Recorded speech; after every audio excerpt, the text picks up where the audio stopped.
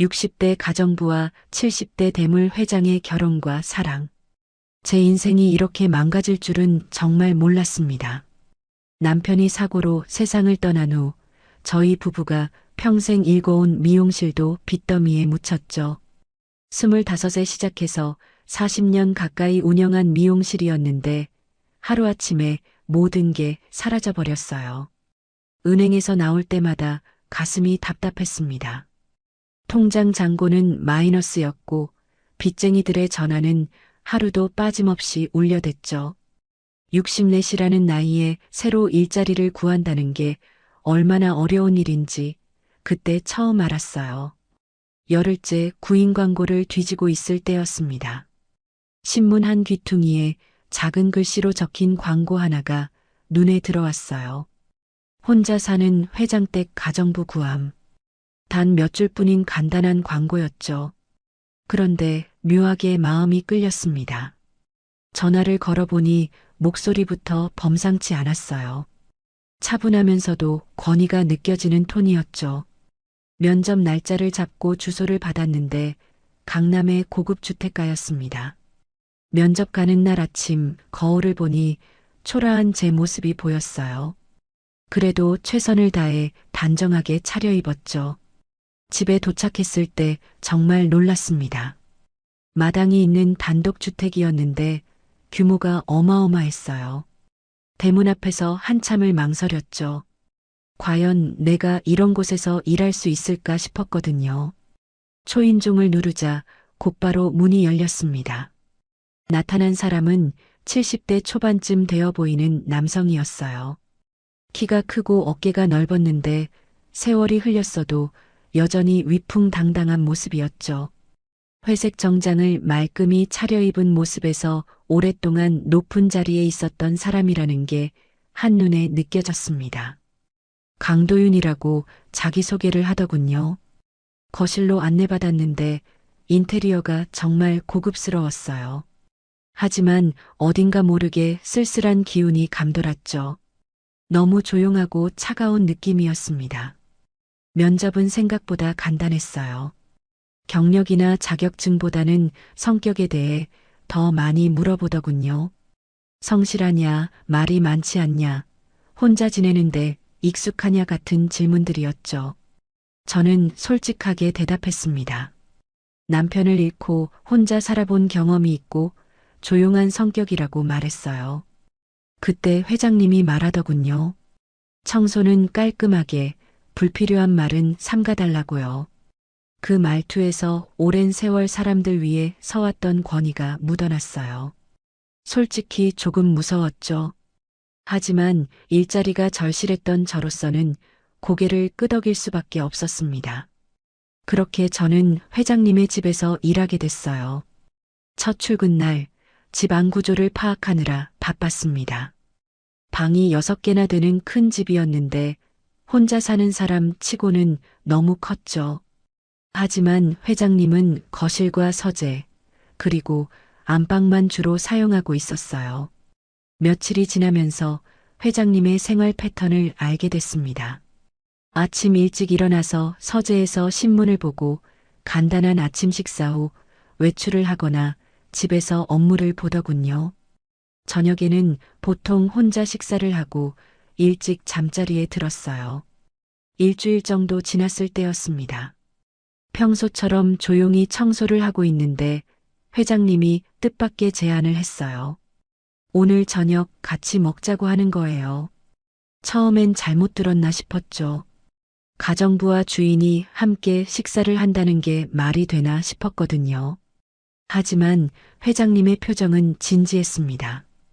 혼자 먹는 밥이 너무 실증난다고 가끔 누군가와 함께 먹고 싶다고 하더군요. 그 말을 듣는 순간 이 큰 집에서 혼자 지내는 회장님의 외로움이 느껴졌어요. 그날 저녁 식탁에 마주 앉았을 때의 기분을 지금도 잊을 수 없습니다. 따뜻한 밥 냄새가 코끝을 간지렸고 오랜만에 누군가와 함께하는 식사였죠. 회장님은 제가 만든 된장찌개를 한 숟가락 떠보고는 고개를 끄덕였어요. 맛있다고 정말 오랜만에 집밥 같은 맛이라고 하더군요. 그 한마디가 제 가슴 깊은 곳을 울렸습니다. 저 역시 남편을 떠나보낸 후로 제대로 된 식사를 누군가와 함께한 적이 없었거든요. 식사를 마치고 나서 회장님이 말했어요. 앞으로도 종종 같이 먹자고요. 혼자 먹는 게 너무 적막하다고 하더군요. 그 말에서 저와 같은 외로움이 느껴졌어요. 그날 밤 집으로 돌아가면서 마음이 이상했어요. 단순한 고용관계라고 생각했는데 뭔가 다른 감정이 스며들고 있는 것 같았죠. 회장님의 쓸쓸한 뒷모습이 자꾸 떠올랐습니다. 며칠이 지나면서 조금씩 변화가 생기기 시작했어요. 회장님은 저에게 일할 때도 차 한 잔 마시라고 하곤 했어요. 처음에는 어색했지만 점점 자연스러워졌죠. 마치 오랜 친구처럼 말이에요. 회장님과 대화를 나누면서 알게 된 게 있었어요. 부인을 잃고 나서 정말 외로웠다고 하더군요. 아들이 있지만 바빠서 자주 오지 못하고 집에서 혼자 지내는 시간이 너무 길다고 했어요. 그 말을 들으니 제 마음도 아팠습니다. 어느 날 저녁 비가 내리고 있었습니다. 평소보다 늦게 집에 가려고 했는데 회장님이 말하더군요. 이런 날엔 위험하니까 내일 아침에 가라고요. 그렇게 처음으로 그 집에서 하룻밤을 보내게 됐어요. 게스트룸에 누워서 천장을 바라보니 묘한 기분이 들었습니다. 이 큰 집에서 혼자 지내는 회장님의 마음이 조금은 이해가 됐어요. 아무리 넓고 좋은 집이라도 혼자라면 얼마나 외로울까 싶었거든요. 그날 밤 잠이 잘 오지 않았어요. 남편을 잃고 나서 혼자 살아온 지난 시간들이 떠올랐죠. 그리고 회장님과 나누었던 대화들도 생각났습니다. 둘 다 외로운 사람들이구나 싶었어요. 그날 오후부터 먹구름이 몰려오기 시작했어요. 바람이 세게 불면서 나뭇잎들이 마구 날렸죠. 평소 같으면 일찍 퇴근했을 텐데 회장님이 저녁을 함께 먹자고 해서 남아있게 됐습니다. 6시쯤 되니까 정말 장대비가 쏟아지기 시작했어요. 창밖을 보니 하늘이 시커멓게 변해 있었죠. 빗소리가 지붕을 두드리는 소리가 마치 누군가 문을 두드리는 것 같았습니다. 이런 날에는 집에 혼자 있기가 더 외로울 거라는 생각이 들었어요. 회장님은 서재에서 책을 보고 계셨는데 저는 부엌에서 저녁을 준비했습니다. 오늘은 좀 특별한 걸 해드리고 싶어서 갈비찜을 만들기로 했어요. 압력솥에 갈비를 넣고 끓이고 있는데 빗소리 때문에 타이머 소리가 잘 들리지 않더군요. 압력솥이 다 끓었나 싶어서 뚜껑을 열어보려고 했어요. 그런데 제가 너무 성급했나 봅니다.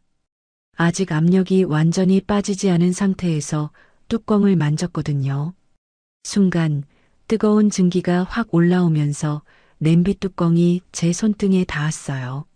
아야 하고 소리를 지르며 손을 빼려고 했는데 뚜껑이 떨어지면서 바닥에 퍽 하고 큰 소리가 났습니다. 손등이 얼얼하면서 빨갛게 달아올랐어요. 정말 뜨거웠거든요. 그때였어요. 서재에 있던 회장님이 달려오시는 거예요. 뭔 일이냐고 물으시면서 제 손을 보더니 표정이 심각해졌습니다. 그리고는 제 손을 붙잡으시는 거예요. 가만히 있으라고 얼음 가져올게라고 하시더군요. 회장님의 손이 제 손을 감쌀 때 갑자기 심장이 터질 듯 뛰기 시작했어요. 화상 때문이 아니라 다른 이유로 말이죠. 회장님의 손이 따뜻하고 부드러웠거든요. 냉장고에서 얼음을 가져와서 제 손등에 대어주시는데 그 모습이 너무 다정해 보였어요. 평소에 권위적이고 차가워 보이던 회장님이 이렇게 다른 모습을 보이시니까 당황스러웠죠. 괜찮으냐고 계속 물어보시면서 병원에 가야 하는 거 아니냐고 걱정하시더군요. 저는 괜찮다고 별거 아니라고 했지만 회장님은 계속 신경 쓰시는 모습이었어요. 그런데 문득 시선을 돌렸을 때 눈에 들어온 게 있었습니다. 거실 구석에 있는 작은 빨간 불빛이었어요. CCTV였죠. 그때까지 그런 게 있는 줄 몰랐는데 갑자기 보이더라고요. 설마 감시하는 건 아니겠지 하는 생각이 들면서 마음이 조금 불편해졌어요. 혹시 제가 일하는 모습을 다 보고 계신 건 아닌가 싶었거든요. 아니면 제가 뭔가 잘못할까봐 지켜보는 건가 하는 생각도 들었습니다. 회장님이 제 표정을 보시더니 뭔가 이상하다는 걸 눈치채신 것 같았어요. 어디 아프냐고 물어보시길래 저는 아무것도 아니라고 대답했죠. 하지만 마음속으로는 계속 그 CCTV가 신경 쓰였습니다. 저녁을 차려놓고 함께 앉았는데 평소와는 분위기가 좀 달랐어요. 회장님이 더 자주 제 손을 걱정하시면서 말을 거시더군요. 아프지 않냐고 연고 발라드릴까 하고 말이죠. 갈비찜을 드시면서 맛있다고 하시는데 오늘은 뭔가 더 진심이 느껴졌어요. 평소보다 대화도 많이 하시고 제가 어디서 요리를 배웠냐는 둥 개인적인 질문도 하시더군요. 비는 계속 억수같이 쏟아지고 있었어요. 창밖을 보니 정말 심하게 내리고 있었죠. 회장님이 오늘은 집에 가지 말라고 하시는 거예요. 이런 비에 나가면 위험하다고 내일 아침에 가라고 하시더군요. 식사를 마치고 설거지를 하는데 회장님이 부엌으로 오셨어요. 그리고는 갑자기 말씀하시더군요. 정숙 씨, 이 나이에도 외롭죠? 하고 말이에요. 너무 갑작스러운 질문이어서 손을 멈췄습니다. 그리고 고개를 돌려서 회장님을 봤죠. 회장님의 표정이 평소와 많이 달라 보였어요. 뭔가 슬픈 것 같기도 하고 외로운 것 같기도 하고요. 네, 외롭죠. 회장님도 그러시죠? 하고 물어봤어요. 그랬더니 회장님이 고개를 끄덕이시면서 저도 그렇다고 하시더군요. 그 순간 부엌에 흐르는 침묵이 참 이상했어요. 밖에서는 비가 계속 내리고 집안은 따뜻한 불빛으로 가득했죠. 설거지하던 손을 멈추고 회장님과 마주보고 서 있는데 뭔가 마음의 거리가 가까워지는 게 느껴졌어요. 회장님이 말씀하시더군요. 부인이 돌아가신 후로 정말 외로웠다고요. 누군가와 이렇게 대화하는 것도 오랜만이라고 하시면서요. 저도 그랬다고 남편을 떠나보낸 후로 누구와도 제대로 된 대화를 못 해봤다고 말했어요. 그날 밤 게스트룸에 누워서 잠이 오지 않았습니다. 오늘 있었던 일들이 계속 떠올랐거든요. 회장님이 제 손을 잡았던 순간, 그리고 부엌에서 나눈 대화들이 자꾸 머릿속을 맴돌았어요. 빗소리를 들으면서 생각해보니 오늘 처음으로 회장님과 진짜 마음을 나눈 것 같았어요. 그동안은 그냥 일하는 관계였는데 오늘은 뭔가 달랐죠. 서로의 외로움을 인정하고 나누는 시간이었어요. 그런데 한편으로는 CCTV가 계속 신경 쓰였어요. 왜 그런 걸 설치해 놓으셨을까 하는 생각이 들었거든요. 혹시 저를 믿지 못하는 건 아닌가 싶기도 했고요. 하지만 오늘 회장님의 모습을 보니 그런 의심보다는 외로움이 더 크신 것 같았어요. 저처럼 누군가와 함께 있고 싶어 하시는 것 같더라고요. 그래서 조금 마음이 편해졌습니다. 냄비 뚜껑 사건 이후 며칠이 지났어요. 회장님과 저 사이에 뭔가 달라진 게 느껴졌습니다. 평소보다 대화가 많아졌고 회장님이 저를 바라보는 시선도 예전과는 달랐어요. 뭔가 따뜻하면서도 조심스러운 느낌이었죠. 그날은 금요일이었습니다. 저녁을 준비하고 있는데 회장님이 부엌으로 오셨어요. 평소 같으면 서재에서 업무를 보거나 거실에서 신문을 보고 계셨을 텐데 요즘은 자주 부엌으로 오셔서 제가 하는 일을 지켜보시더군요. 오늘은 뭔가 특별한 날인가요? 하고 물어봤어요. 회장님이 미소를 지으시더니 특별하게 만들고 싶다고 하시는 거예요. 그러면서 와인 한 병을 들고 나타나셨죠. 평소에는 커피나 차만 드시던 분인데 와인이라니 정말 의외였어요. 오늘은 축하를 해야겠다고 하시더군요. 뭘 축하하냐고 물어보니 밥이 이렇게 맛있다는 걸 축하하자고 하시는 거예요. 그 말을 듣고 웃음이 나왔어요. 그냥 평범한 집밥인데 뭘 그렇게 축하하냐고 했더니 회장님이 진지하게 말씀하시더군요. 저에게는 평범한 게 아니라고요. 오랫동안 혼자 먹던 밥인데 이렇게 정성스럽게 차려진 식사를 누군가와 함께 한다는 게 얼마나 소중한지 모르겠다고 하시면서요. 그 말을 듣고 나니 가슴이 찡했어요. 와인잔 2개를 꺼내서 테이블에 놓으셨어요. 고급스러워 보이는 크리스털 잔이었죠. 회장님이 와인을 따르시는데 손놀림이 매우 능숙하셨어요. 예전에 부인과 함께 자주 와인을 드셨나 보다 싶었어요. 잔을 받아들고 건배를 하자고 하시더군요. 뭘 위해서 건배를 하느냐고 물어보니 이 순간을 위해서라고 하시는 거예요. 어떤 순간이냐고 다시 물었더니 외롭지 않은 이 순간을 위해서라고 하시더군요. 와인잔을 들어 올리는데 갑자기 손에서 미끄러졌어요. 너무 긴장했나 봅니다. 잔이 바닥에 떨어지면서 와장창 하고 깨지는 소리가 났어요. 붉은 와인이 바닥에 흩어지고 잔 조각들이 사방으로 튀었죠. 아, 죄송합니다. 하고 당황해서 말했는데 회장님도 동시에 괜찮다고 말씀하시는 거예요. 괜찮다는 말을 같은 타이밍에 해서 잠시 멈칫했죠. 서로 바라보며 웃음이 나왔어요. 급하게 걸레를 가져와서 바닥을 닦으려고 했는데 회장님이 먼저 쪼그리고 앉으셔서 잔조각을 줍기 시작하셨어요. 위험하다고 제가 하겠다고 했는데 회장님은 괜찮다고 하시면서 계속 조각들을 주우시더군요. 잔조각 사이로 흐르는 붉은 와인을 보니까 뭔가 묘한 기분이 들었어요. 마치 제 마음도 그 와인처럼 흘러나오고 있는 것 같았거든요. 회장님에 대한 감정을 더 이상 숨길 수 없을 것 같은 그런 느낌이었어요. 바닥을 다 치우고 나서 다시 앉았는데 분위기가 전과는 완전히 달라졌어요. 회장님이 제 얼굴을 유심히 보시더니 갑자기 말씀하시는 거예요. 이정숙 씨, 나 그대가 좋다고요. 정말 갑작스러운 고백이었어요. 심장이 쿵쾅거리면서 얼굴이 화끈거렸죠. 뭐라고 대답해야 할지 몰라서 고개를 숙였어요. 저는 가정부일 뿐이라고 그런 말씀을 하시면 안 된다고 했어요. 하지만 회장님은 그게 뭐가 문제냐고 하시더군요. 사람 마음에 신분이 어디 있느냐고 나이 들어서 만난 인연인데 그런 걸로 따질 필요가 있냐고 하시면서요.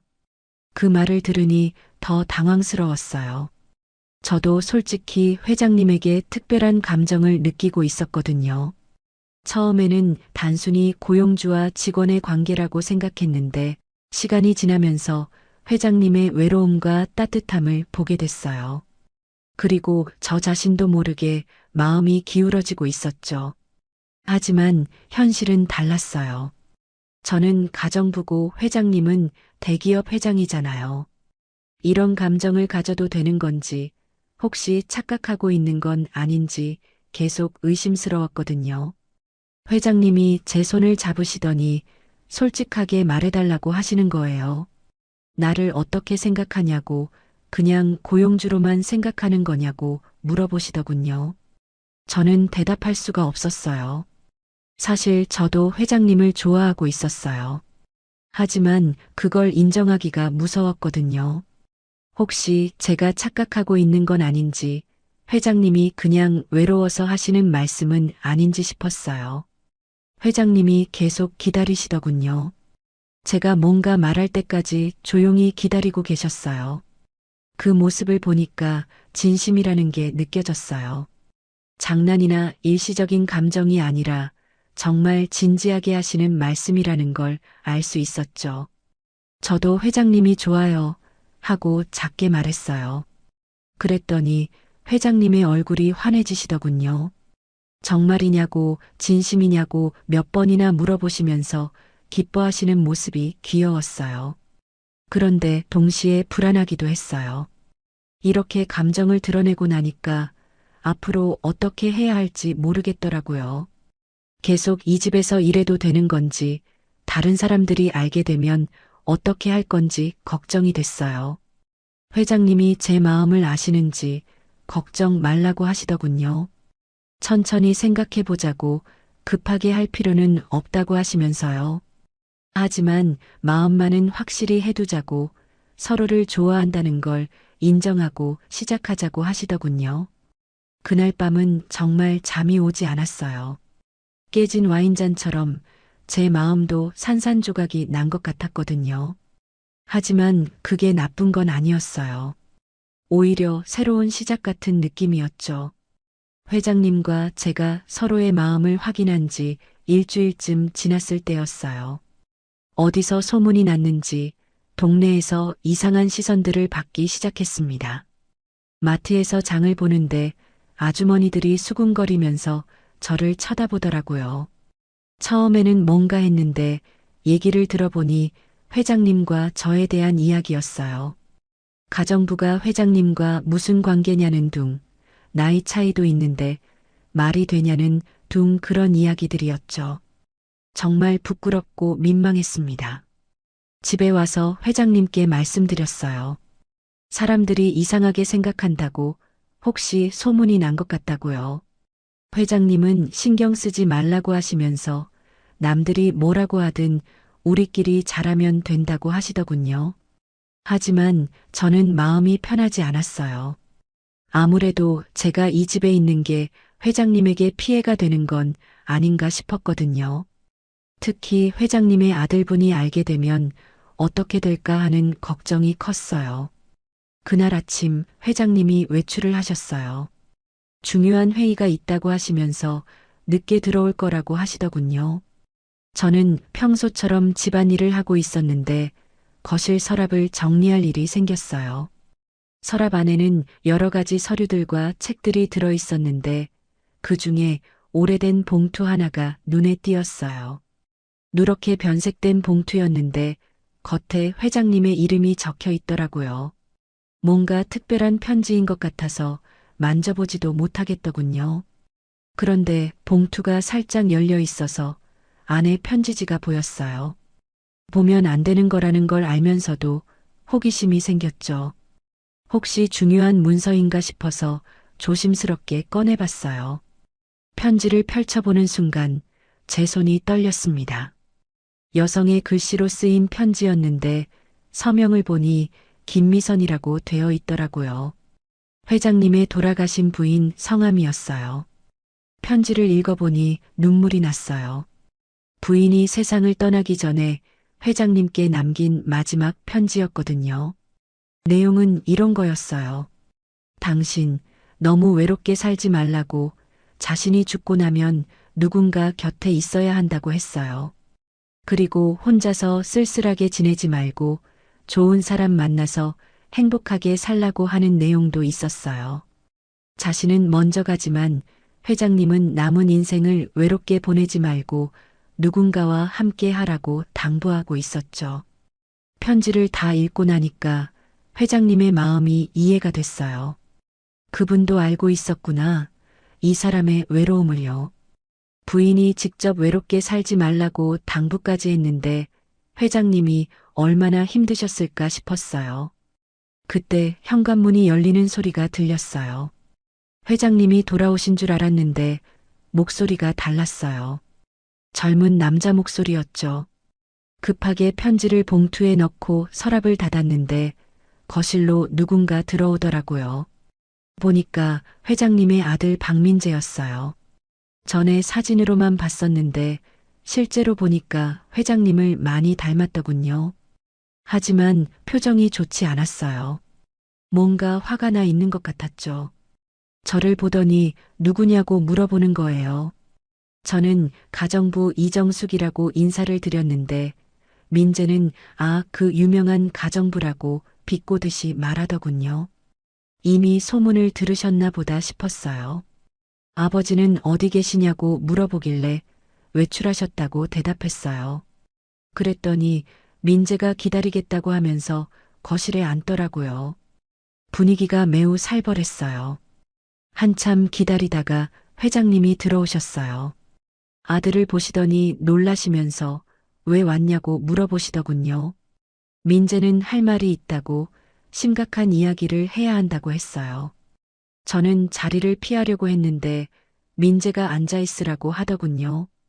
이 이야기와 관련된 사람이니까 들어야 한다고요. 그러면서 회장님께 따지기 시작했어요. 아버지, 이 나이에 가정부와 무슨 관계냐고 동네에 소문이 다 났다고 하면서요. 체면 좀 지키라고 어머니가 돌아가신 지 얼마나 됐다고 벌써 다른 여자와 그러느냐고 소리를 지르더군요. 회장님은 조용히 하라고 내가 상관할 일이 아니라고 하셨어요. 하지만 민재는 계속 소리를 지르면서 자기 체면도 생각해달라고 했어요. 회사에서도 사람들이 뒷말을 한다고 이제 그만하라고 하더군요. 저는 정말 견디기가 힘들었어요. 민재의 말을 듣고 있으니까 제가 정말 나쁜 사람이 된 것 같았거든요. 회장님께 피해를 끼치고 있다는 생각이 들었어요. 회장님이 아들을 달래려고 하시는 모습을 보니까 더 이상 이 집에 있으면 안 되겠다는 생각이 들었어요. 부인의 편지도 생각이 났죠. 분명 부인은 좋은 사람과 만나서 행복하게 살라고 했는데 저 같은 사람을 염두에 둔 건 아니었을 거예요. 민재가 계속 소리를 지르는 동안 저는 조용히 일어났어요. 그리고 회장님께 말씀드렸어요. 저는 이 집에 있을 자격이 없는 것 같다고 그만두겠다고요. 회장님이 놀라시면서 왜 그러냐고 아들 말 때문에 그러는 거냐고 물어보시더군요. 하지만 저는 마음을 정했어요. 더 이상 회장님께 피해를 끼칠 수는 없었거든요. 앞치마를 벗고 가방을 챙기는데 손에 아직 부인의 편지가 들려 있더라고요. 그 편지를 서랍에 다시 넣고 조용히 집을 나왔어요. 회장님이 뒤에서 부르시는 소리가 들렸지만 돌아보지 않았습니다. 밖으로 나오니까 눈물이 났어요. 정말 행복했던 시간들이었는데 이렇게 끝나는 게 맞나 싶었거든요. 하지만 현실은 냉혹했어요. 아무리 서로를 좋아해도 주변에서 인정해주지 않으면 힘든 일이었죠. 회장님의 집을 나온 지 사흘이 지났어요. 하루 종일 집에서 멍하니 앉아있기만 했습니다. 밥맛도 없고 잠도 제대로 오지 않았어요. 계속 회장님 생각만 났거든요. 지금 뭘 하고 계실까? 혼자서 식사는 제대로 하고 계실까? 그런 생각들만 맴돌았죠. 친구 성희가 전화를 했어요. 왜 이렇게 우울해 있느냐고 무슨 일이냐고 물어보더군요. 하지만 뭐라고 설명하기가 어려웠어요. 가정부 일을 그만뒀다고만 했죠. 성희는 왜 갑자기 그만뒀느냐고 계속 물어봤지만 자세한 이야기는 할 수가 없었습니다. 사실 회장님이 연락을 하실까 기대하고 있었어요. 전화라도 한 통 오면 좋겠다 싶었는데 아무 소식이 없었습니다. 아마 아들분과 이야기를 나누고 나서 제가 떠난 게 잘 됐다고 생각하고 계실지도 몰라요. 그래도 혹시나 해서 핸드폰을 계속 확인했어요. 문자라도 올까 싶어서 말이에요. 하지만 아무것도 오지 않았습니다. 점점 마음이 무거워졌어요. 나흘째 되던 날 저녁이었어요. 혼자서 김치찌개를 끓여 먹고 있는데 맛이 없더라고요. 회장님과 함께 먹던 그 따뜻한 식사들이 그리웠어요. 혼자 먹는 밥이 이렇게 쓸쓸한 줄 몰랐어요. 설거지를 하고 있는데 갑자기 핸드폰이 울렸어요. 모르는 번호였는데 받아보니까 회장님이셨어요. 목소리가 평소와 달리 힘이 없어 보였어요. 피곤해 보이는 목소리였죠. 정숙 씨라고 부르시는 목소리가 너무 그리웠어요. 사흘 동안 듣지 못했던 그 목소리를 다시 듣게 되니까 눈물이 날 것 같았어요. 하지만 울면 안 될 것 같아서 참았죠. 회장님이 말씀하시더군요. 잘 지내고 있냐고 아프지는 않냐고 물어보시면서요. 저는 괜찮다고 잘 지내고 있다고 대답했어요. 하지만 사실은 전혀 괜찮지 않았거든요. 그러면서 회장님이 갑자기 말씀하시는 거예요. 내일은 쉬라고, 하루쯤은 푹 쉬라고 하시더군요. 무슨 말씀인지 이해가 안 됐어요. 저는 이미 일을 그만뒀는데 왜 쉬라고 하시는 건지 말이에요. 혹시 다시 일하러 오라는 뜻인가 싶어서 물어봤는데 회장님은 명확한 대답을 하지 않으셨어요. 그냥 푹 쉬라고만 하시더군요. 목소리가 많이 지쳐 보였어요. 저도 회장님께 말씀드렸어요. 회장님도 푹 쉬시라고, 너무 무리하지 마시라고요. 요즘 스트레스를 많이 받으셨을 텐데 건강 챙기시라고 했어요.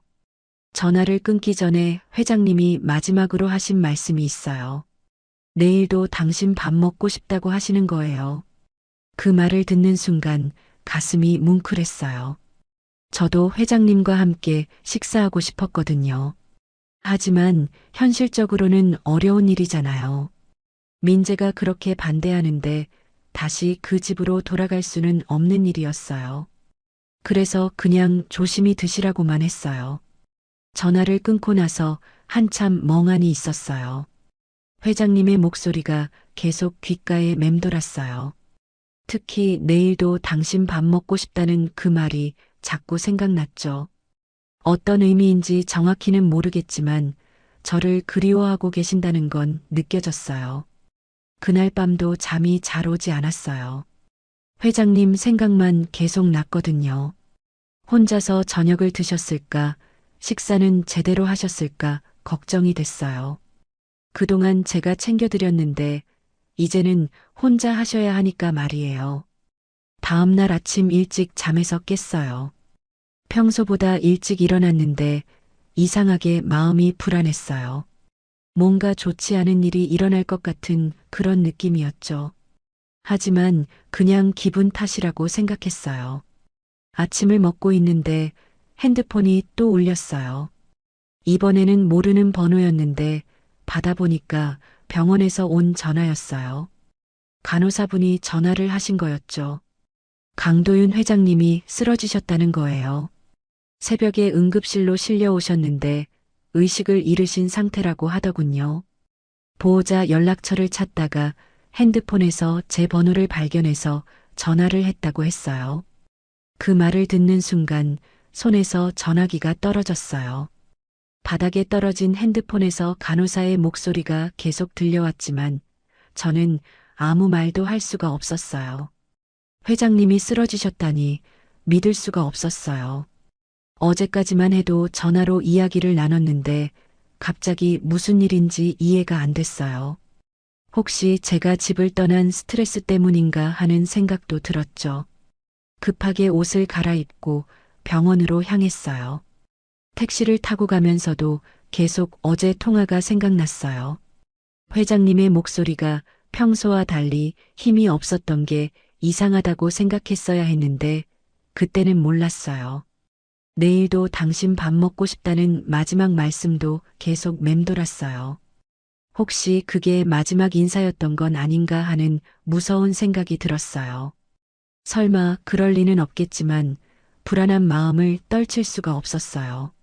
병원에 도착해서 응급실을 찾았어요. 간호사에게 강도윤 환자를 찾는다고 했더니 중환자실로 옮겨졌다고 하더군요.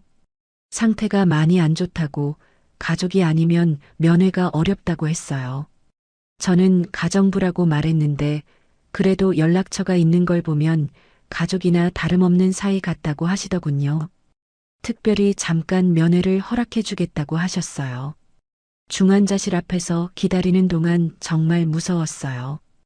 회장님이 어떤 상태인지, 의식은 있는지 궁금하면서도 걱정이 됐어요. 혹시 제가 마지막으로 들은 목소리가 정말 마지막이 되는 건 아닌가 하는 생각이 들었어요. 간호사가 나와서 들어가도 된다고 했어요. 조용히 하라고, 환자가 안정을 취해야 한다고 당부하시더군요. 저는 조심스럽게 중환자실 문을 열고 들어갔습니다. 중환자실 문을 열고 들어서는 순간 가슴이 무너져 내리는 것 같았어요. 회장님이 침대에 누워 계시는데 평소에 당당하고 위풍당당한 모습은 온데간데 없었어요. 얼굴이 창백하고 여러 가지 기계들이 연결되어 있어서 정말 심각한 상태라는 게 한눈에 느껴졌죠. 침대 옆으로 조심스럽게 다가갔어요. 회장님의 얼굴을 자세히 보니까 숨 쉬는 것도 힘들어 보였어요. 평소에 늘 바른 자세로 앉아 계시던 분이 이렇게 누워 있으니까 마음이 너무 아팠습니다. 그런데 제가 가까이 다가가자 회장님이 살짝 눈을 떠시는 거예요. 처음에는 저를 못 알아보시는 것 같았는데 조금 지나니까 미약하게 미소를 지으시더군요. 그 미소를 보는 순간 눈물이 왈칵 쏟아질 뻔했어요. 이정숙 씨라고 부르시는데 목소리가 평소의 절반도 안 되게 작았어요. 올 줄 알았다고 하시는 거예요. 그 말을 듣고 정말 울컥했습니다. 제가 오는 걸 기다리고 계셨다는 뜻이잖아요. 죄송하다고 더 일찍 올 걸 그랬다고 말씀드렸어요. 회장님은 고개를 저으시면서 와줘서 고맙다고 하시더군요. 그런데 말씀하시는 것도 힘들어 보였어요. 간호사가 들어와서 면회 시간이 끝났다고 하더군요. 하지만 저는 떠날 수가 없었어요. 회장님을 혼자 두고 갈 수가 없었거든요. 간호사에게 부탁했어요. 하룻밤만 여기 있게 해달라고요. 처음에는 안 된다고 하시더군요. 가족이 아니면 보호자가 될 수 없다고 했어요. 하지만 제가 간절히 부탁하니까 특별히 허락해 주시겠다고 하셨어요. 대신 조용히 하라고 다른 환자들에게 피해 주지 말라고 당부하시더군요. 병실에 혼자 남게 되니까 회장님의 상태가 더 자세히 보였어요. 링거를 맞고 계시고 심전도 기계에서 삐삐 소리가 계속 들렸어요. 숨소리도 가쁘고 불규칙했죠. 회장님이 저를 바라보시면서 말씀하시더군요. 이젠 제가 돌볼게라고 이번엔 제가 회장님을 지키겠다고 말씀드렸어요.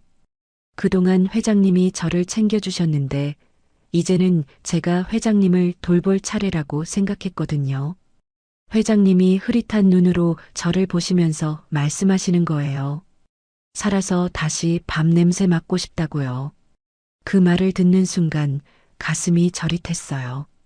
정말 간절한 마음이 느껴졌거든요. 꼭 다시 함께 식사할 거라고 제가 맛있는 음식 많이 해드릴 거라고 말씀드렸어요. 회장님이 좋아하시던 된장찌개도 끓여드리고 갈비찜도 해드릴 거라고 했어요.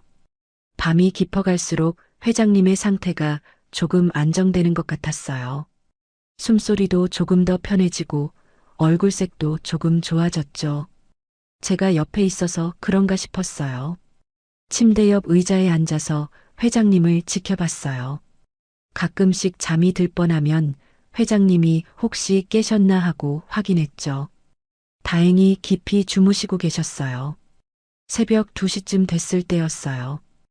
회장님이 갑자기 깨시면서 제 이름을 부르시는 거예요. 물을 달라고 하시더군요. 급하게 컵에 물을 따라서 빨대로 드실 수 있게 도와드렸어요. 물을 드시고 나서 조금 기운이 나신 것 같았어요. 저에게 고맙다고, 여기 있어줘서 고맙다고 하시더군요. 저는 당연한 일이라고 회장님이 아프신데 어떻게 혼자 두고 갈 수 있냐고 말씀드렸어요. 회장님이 제 손을 잡으시더군요. 차가웠던 손이 조금 따뜻해진 것 같았어요. 그리고는 미안하다고 하시는 거예요. 제가 힘들게 해서 미안하다고, 아들 때문에 상처받게 해서 죄송하다고 하시더군요. 저는 괜찮다고, 그런 걱정하지 말라고 했어요.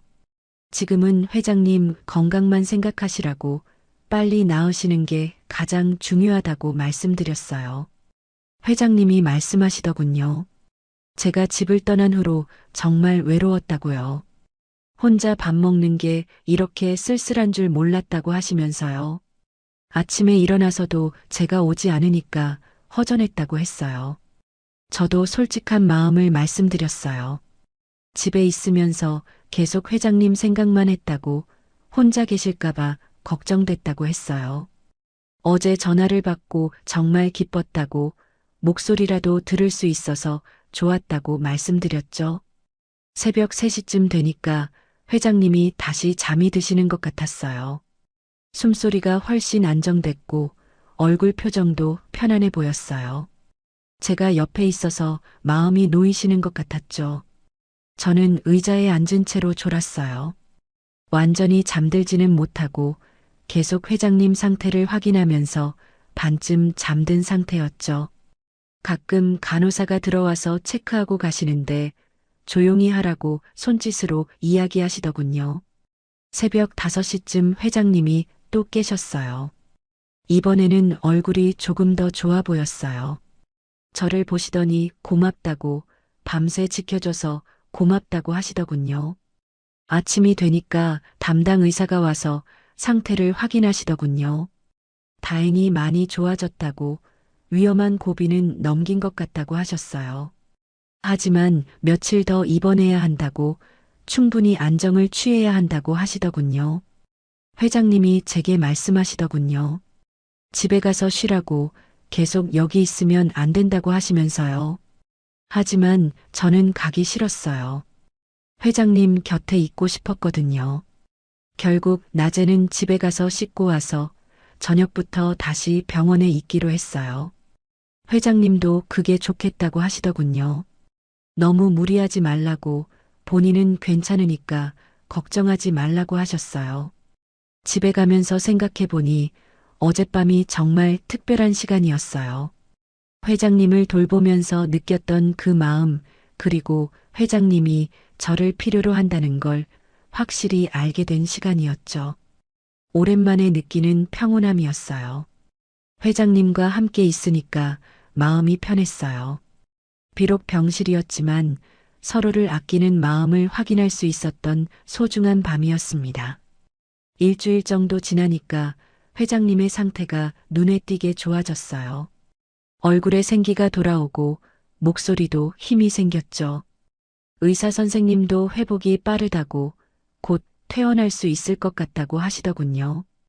그동안 저는 매일 병원에 다녔어요. 낮에는 집에서 쉬고 저녁부터 새벽까지 병원에서 회장님을 돌봤죠. 간호사들도 이제는 저를 알아보시고 친절하게 대해주셨어요. 회장님을 위해 죽을 끓여서 가져갔어요. 병원 음식은 맛이 없다고 하시니까 집에서 소고기죽을 끓여서 보온병에 담아갔죠. 회장님이 정말 맛있게 드시는 모습을 보니까 보람이 느껴졌어요. 민재도 몇 번 병원에 왔어요. 처음에는 저를 보고 불편한 기색을 보이더니 나중에는 그냥 인사만 하고 지나갔어요.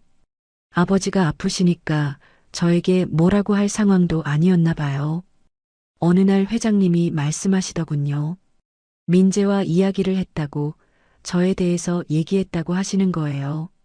처음에는 반대했지만 아버지가 행복해하는 모습을 보니까 조금씩 마음이 바뀌고 있다고 하시더군요. 퇴원하시는 날이 정해졌어요.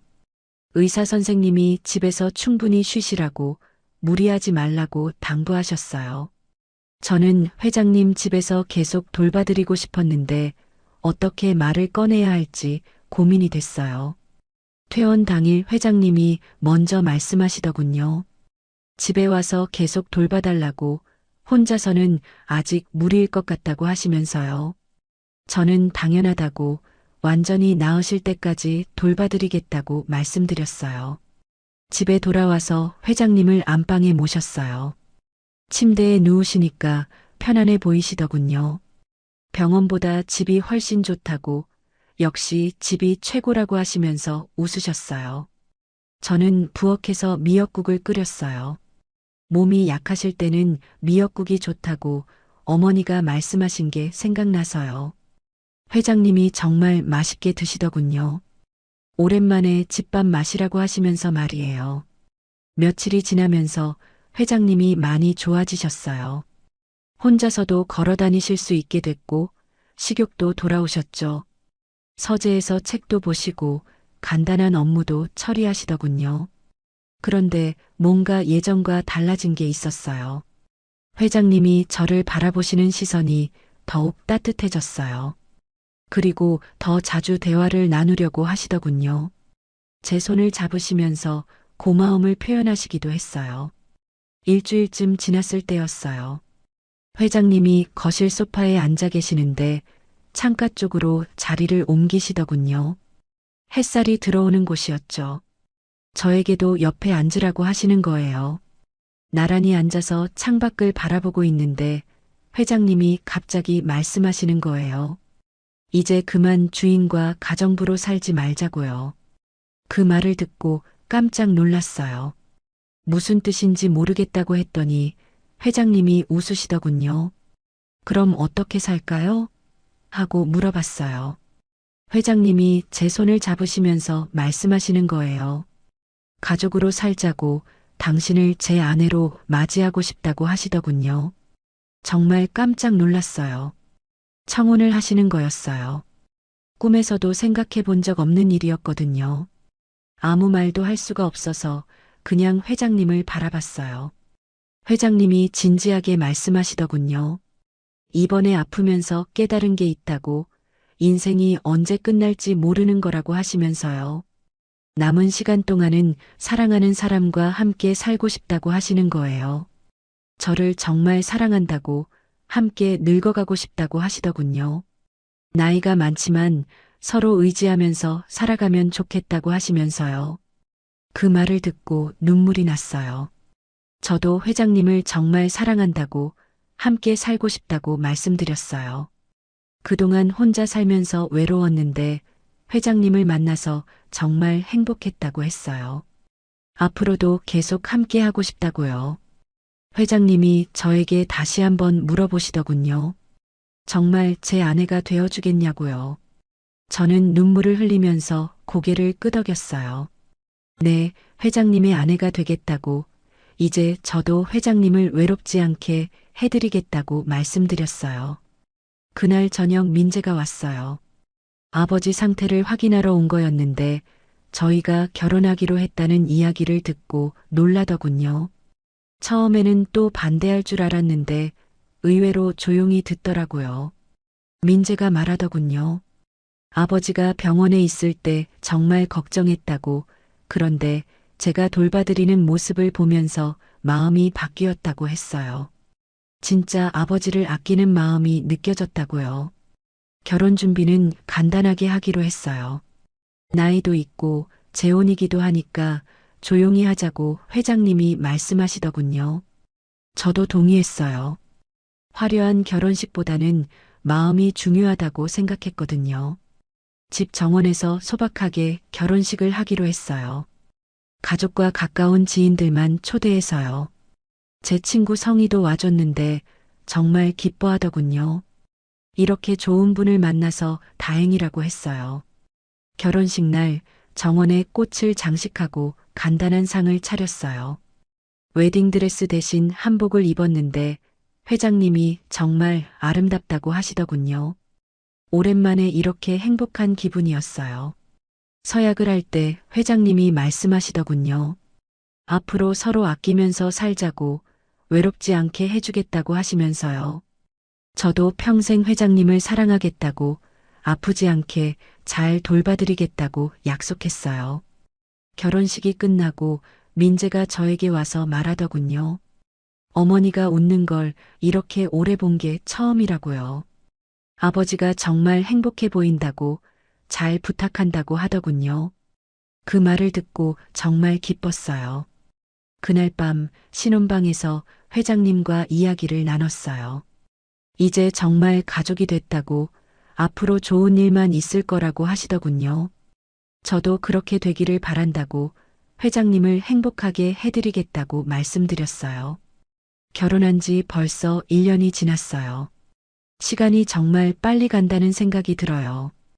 회장님과 함께 살면서 매일매일이 새롭고 행복했거든요. 이런 평범한 일상이 이렇게 소중할 줄 몰랐어요. 아침이면 회장님이 먼저 일어나서 커피를 내려주세요. 처음에는 제가 하겠다고 했는데 회장님이 하고 싶어 하시더라고요. 아내에게 커피 한 잔 내려주는 게 소소한 행복이라고 하시면서요. 저는 부엌에서 된장찌개를 끓여요. 회장님이 제일 좋아하시는 음식이거든요. 아침마다 구수한 된장찌개 냄새가 집안에 퍼지면 정말 따뜻한 가정이라는 느낌이 들어요. 식탁에 나란히 앉아서 아침을 먹을 때가 가장 행복해요. 회장님이 항상 물어보시거든요. 오늘은 뭐 해줄 거냐고요. 저는 늘 대답해요. 김치찌개요. 당신이 좋아하는 걸로요. 하고 말이에요. 사실 메뉴는 매일 바뀌어요.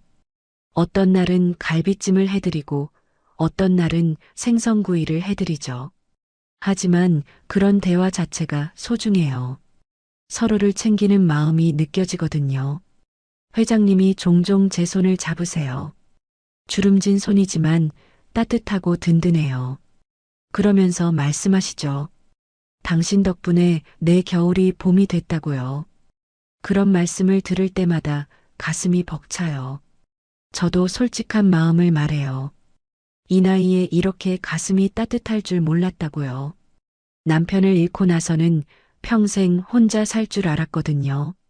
그런데 회장님을 만나서 다시 사랑을 느끼게 됐어요. 아침 햇살이 창문으로 들어와서 우리 얼굴을 비출 때가 있어요. 그럴 때면 정말 영화 속 한 장면 같다는 생각이 들어요. 나이 든 부부의 평범한 일상이지만 그 속에 깊은 사랑이 있다는 게 느껴져요. 하루는 회장님이 말씀하시더군요. 예전에는 아침에 일어나는 게 무료했다고요. 할 일도 없고 대화할 사람도 없어서 하루가 길게만 느껴졌다고 하시면서요. 그런데 이제는 아침이 기다려진다고 하시더라고요. 저도 마찬가지였어요. 혼자 살 때는 아침밥도 대충 때우곤 했거든요. 누구와 함께 먹을 것도 아니고 정성스럽게 차릴 이유도 없었으니까요. 그런데 이제는 아침 준비하는 시간이 즐거워요. 민재도 가끔 놀러 와요. 처음에는 어색해했는데 이제는 편안하게 대해줘요. 어머니라고 부르기도 하고 제가 해준 음식을 맛있게 먹어줘요.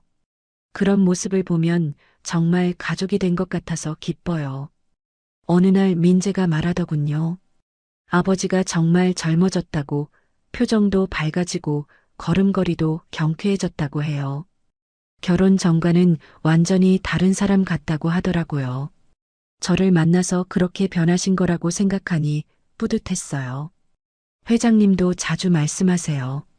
예전에는 집이 너무 조용해서 답답했다고요.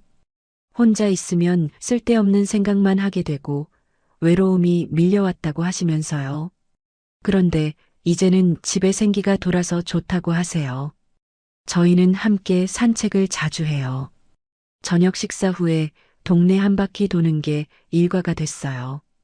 손을 잡고 걸으면서 이런저런 이야기를 나누죠. 오늘 있었던 일, 내일 계획, 그리고 옛날 이야기들도 해요. 회장님이 젊었을 때 이야기를 해주시면 정말 재미있어요. 어떻게 사업을 시작했는지, 힘들었던 일들은 어떻게 극복했는지 들려주시죠. 저도 미용실 운영하면서 겪었던 일들을 말해드려요. 서로의 과거를 나누다 보니까 더 가까워진 것 같아요. 각자 살아온 인생이 다르지만 이제는 함께 만들어가는 추억이 더 소중해요. 가끔 회장님이 깜짝 선물을 주세요. 어떤 날은 꽃을 사오시고 어떤 날은 제가 좋아하는 떡을 사오시죠. 별거 아닌 것 같지만 저를 생각해 주시는 마음이 느껴져서 정말 행복해요. 저도 회장님을 위해 특별한 걸 해드리려고 노력해요. 회장님이 좋아하시는 음식을 새로 배워서 해드리기도 하고 건강에 좋다는 차를 우려드리기도 해요. 어느 날 회장님이 말씀하시더군요. 결혼해서 가장 좋은 점이 뭔지 아냐고요. 저는 뭔지 모르겠다고 했더니 누군가와 함께 늙어갈 수 있다는 거라고 하시더라고요. 그 말을 듣고 정말 감동했어요. 혼자 늙어가는 게 얼마나 외로운 일인지 저도 알거든요. 그런데 이제는 서로 의지하면서 함께 나이를 먹어갈 수 있어요. 건강도 서로 챙겨줘요. 회장님이 약 드실 시간이면 제가 챙겨드리고 저도 몸이 안 좋으면 회장님이 걱정해 주세요. 병원 갈 때도 함께 가고 건강검진도 같은 날 받아요. 겨울이 되니까 더욱 따뜻함이 느껴져요. 둘이 함께 이불을 덮고 누워 있으면 정말 평온해요. 회장님의 규칙적인 숨소리를 들으면서 잠이 들 때가 가장 행복한 순간이에요. 어제는 눈이 와서 정원이 하얗게 변했어요. 회장님과 함께 창문으로 눈 내리는 걸 바라보면서 내년에도 이렇게 함께 있을 수 있을까 하는 생각이 들었어요. 나이가 있다 보니까 시간이 더 소중하게 느껴져요. 하지만 걱정보다는 감사한 마음이 더 커요. 이 나이에 이런 사랑을 만날 수 있어서, 그리고 매일매일 행복을 느낄 수 있어서 정말 고마워요. 오늘 아침도 회장님이 커피를 내려주시고 저는 된장찌개를 끓였어요. 창밖으로 봄 햇살이 들어와서 우리 얼굴을 따뜻하게 비춰주었죠. 이런 평범한 일상이 계속되기를 바라면서 오늘도 행복한 하루를 시작했습니다. 홀로 양양으로 여행 떠난 후 55세 변호사를 만나 재혼하고 한 달 뒤 완전 날벼락을 맞았습니다. 저는 정은아라고 합니다. 올해 62세죠. 남편이 하늘나라로 떠난 지 8년이 흘렀어요. 그동안 서울에서 작은 북카페를 운영하며 조용히 살아왔습니다. 그런데 지난 생일날 문득 이런 생각이 들었어요. 나도 이제 나만을 위한 시간을 가져봐도 되지 않을까? 평생 남편과 아이들만 챙기며 살아왔는데 이제는 정말 나 자신을 위한 하루쯤은 괜찮지 않겠냐는 마음이 들었습니다. 그래서 무작정 양양행 고속버스표를 끊었어요. 특별한 계획은 없었어요. 그냥 바다가 보고 싶었거든요. 버스에 몸을 맡기고 창밖을 바라보니 마음이 조금씩 가벼워지는 게 느껴졌습니다. 양양에 도착해서 숙소부터 잡았어요. 작은 펜션이었는데 사장님이 친절하게 멍비치 해변을 추천해 주시더라고요. 반려견과 함께 산책할 수 있는 곳이라고 했죠. 저는 개를 키우지 않지만 왠지 그곳이 좋을 것 같았어요. 멍비치에 도착했을 때 정말 아름다웠습니다. 투명한 파도가 모래사장에 부딪히고 햇살이 바다 위에서 반짝반짝 춤을 추고 있었어요. 여기저기서 반려견들과 함께 뛰어노는 사람들의 모습이 너무나 평화로워 보였습니다. 저는 모래사장에 앉아서 파도 소리를 들었어요. 언제 이런 여유를 가져본 게 마지막이었을까 하는 생각이 들더라고요. 그때였어요. 뒤에서 조용한 남자 목소리가 들려왔습니다. 혼자 오신 거예요? 깜짝 놀라서 뒤돌아보니 단정한 셔츠 차림의 남자분이 책 한 권을 들고 서 계시더라고요. 나이는 50대 중반 정도로 보였어요. 인상이 차분하고 따뜻했습니다. 네, 혼자 왔어요. 저도 자연스럽게 대답했죠. 그분이 미소를 지으며 말씀하시더라고요. 여기선 누구나 혼자 와요. 그래야 진짜 쉬거든요. 그 말이 참 마음에 와닿았어요. 정말 그런 것 같았거든요. 혼자여서 오히려 자유롭고 편안했어요. 변호사 최도윤이라고 합니다. 그분이 자기소개를 하시더라고요. 정은아입니다. 서울에서 카페를 운영하고 있어요. 짧은 대화였지만 이상하게 마음이 편해졌어요. 처음 만난 사람인데도 어색하지 않았거든요. 최도윤 씨의 말투가 정말 차분했어요. 급하지도 않고 부담스럽지도 않게 말씀하시는 게 좋았습니다. 그런데 그때 바람에 섞여서 낮은 기침 소리가 들렸어요. 최도윤 씨가 가슴을 살짝 쓸어내리는 모습도 보였고요. 괜찮으신지 물어보려다가 그만뒀어요. 처음 만난 사이인데 너무 사적인 질문일 것 같았거든요. 책 읽으시려고 오신 거예요. 제가 그분의 손에 들린 책을 가리키며 물었습니다. 아, 이거요. 그냥 습관적으로 들고 다녀요. 사실 바다 보러 온 게 더 맞을 것 같아요. 우리는 잠시 나란히 서서 바다를 바라봤어요. 파도 소리가 유난히 크게 들렸습니다. 그 순간이 참 좋았어요. 서로 말을 하지 않아도 어색하지 않은 그런 편안함이 있었거든요. 자주 이곳에 오시나요? 제가 먼저 말을 걸었습니다. 일 때문에 양양과 강릉을 오가는 편이에요. 그래서 가끔 들러요. 여기가 마음이 편해지는 곳이거든요. 최도윤 씨의 목소리에는 어딘가 피로가 묻어 있었어요. 일이 많이 힘드신가 보다 하는 생각이 들었습니다. 해가 기울기 시작했을 때 최도윤 씨가 말씀하셨어요. 오늘 좋은 시간이었습니다. 혹시 내일도 이곳에 오실 건가요? 아마 그럴 것 같아요. 그럼 혹시 내일 또 뵙게 되면 좋겠네요. 그렇게 첫 만남이 끝났어요. 집으로 돌아가는 길에 계속 생각났어요. 최도윤 씨의 차분한 목소리와 따뜻한 눈빛이 자꾸 떠올랐거든요. 그리고 그 낮은 기침 소리도 왜 그렇게 기억에 남았는지 모르겠어요. 오랜만에 마음이 두근거렸어요. 이런 기분은 정말 오랜만이었습니다. 남편이 세상을 떠난 후로는 처음이었죠. 괜찮은 건가 하는 생각도 들었어요. 하지만 나쁘지 않은 기분이었습니다. 오히려 살아있다는 느낌이 들었어요. 다음 날 아침 일찍 눈이 떠졌어요. 어젯밤부터 계속 최도윤 씨 생각이 나더라고요. 다시 만날 수 있을까 하는 기대감 때문이었을까요? 아니면 그분의 기침 소리가 걱정되어서였을까요? 멍비치로 가기 전에 근처 카페에서 커피 한 잔 마시기로 했어요. 바다를 보며 마시는 커피는 서울에서 마시는 것과 다를 거라는 생각이 들었거든요. 작은 카페였는데 바다가 한눈에 보이는 창가 자리가 있더라고요. 커피를 주문하고 자리에 앉는데 뒤에서 익숙한 목소리가 들려왔어요. 또 보네요. 깜짝 놀라서 뒤돌아보니 최도윤 씨가 서 계시더라고요. 어젯밤보다 더 단정하게 차려입으셨는데 얼굴이 좀 피곤해 보였어요. 정말 우연이네요. 제가 웃으며 말했습니다. 이 근처 카페가 여기 하나뿐이라서요. 우연이라고 하기엔 좀 뻔한 만남이죠. 최도윤 씨도 미소를 지으셨어요. 그분이 제 앞자리에 자연스럽게 앉으셨어요. 어색하지 않았어요.